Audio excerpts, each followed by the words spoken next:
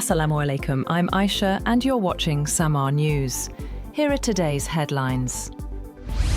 US President Donald Trump urged Iranians to keep protesting, saying help was on the way as Iran intensified its crackdown. In a social media post, Trump said he had cancelled all meetings with Iranian officials until the killing of protesters stops. Iran has for the first time acknowledged that around 2,000 people have been killed during nationwide protests. According to an Iranian official, both protesters and security personnel were among the dead. Meanwhile, there are still no signs of splits within Iran's security leadership, despite violence over the past 2 weeks. US President Donald Trump has warned that any country that does business with Iran will face a tariff rate of 25% on any trade with the US, as Washington weighs a response to the situation in Iran, which is seeing its biggest anti-government protests in years. Trump said in a post on Truth Social that, effective immediately, any country doing business with the Islamic Republic of Iran will pay a tariff of 25% on any and all business being done with the United States of America. Tariffs are paid by US importers of goods from those countries. Some senior aides in President Donald Trump's administration, led by Vice President J.D. Vance, are urging Trump to try diplomacy before strikes against Iran.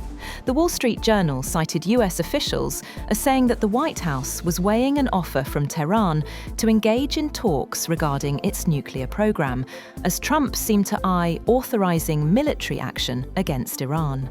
A spokesman for Vance said the journal's report was not accurate. The United States has warned its citizens to leave Iran immediately. The United States Virtual Embassy in Iran has issued an advisory urging American nationals to leave Iran now, citing protests across the country that it says are escalating and may turn violent. The advisory has warned of possible arrests, injuries, and severe disruption to daily life.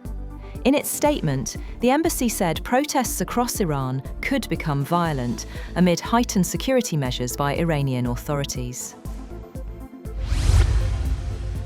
China has strongly condemned the Donald Trump administration's decision to impose new tariffs on countries trading with Iran. Beijing warned that the move amounts to interference in the internal affairs of other nations and poses a serious risk to the global economy.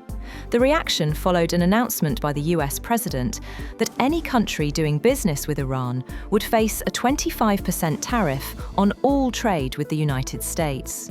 Trump termed the measure as final and conclusive in a social media post late on Monday.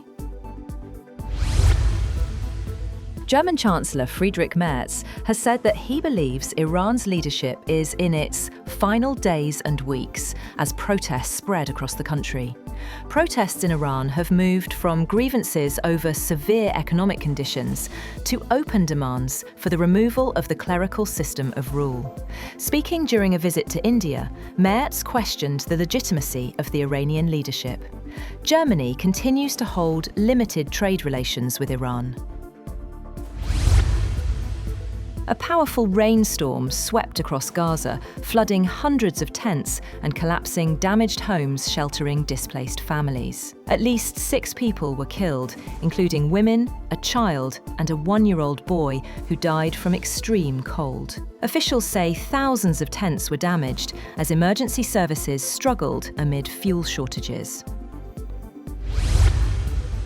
Hamas is expected to elect a new leader this month following the killing of Yahya Sinwar by Israel last year. Khaled Meshal and Khalil al-Hayya are seen as frontrunners, with the vote already underway. The leader is chosen in a secret ballot by a 50-member Hamas's Shura Council that includes Hamas members in the Israeli-occupied West Bank, the Gaza Strip, and exile.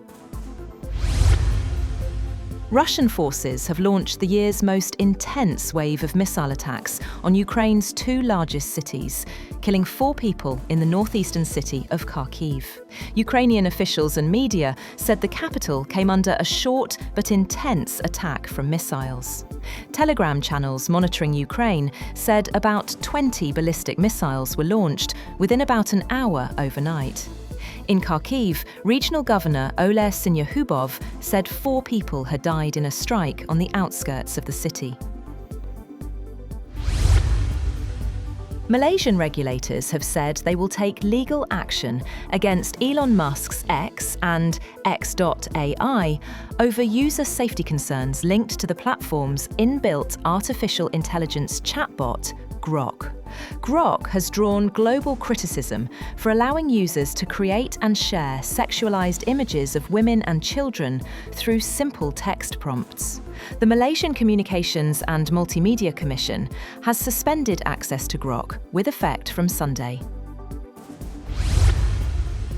And hate speech targeting minorities in India has risen by at least 13% in 2025. Washington-based research group India Hate Lab recorded more than 1,300 incidents, mostly in states governed by Indian Prime Minister Narendra Modi's BJP. That's all for now. For more updates, visit www.samaa.tv. Thank you for watching Samaa News.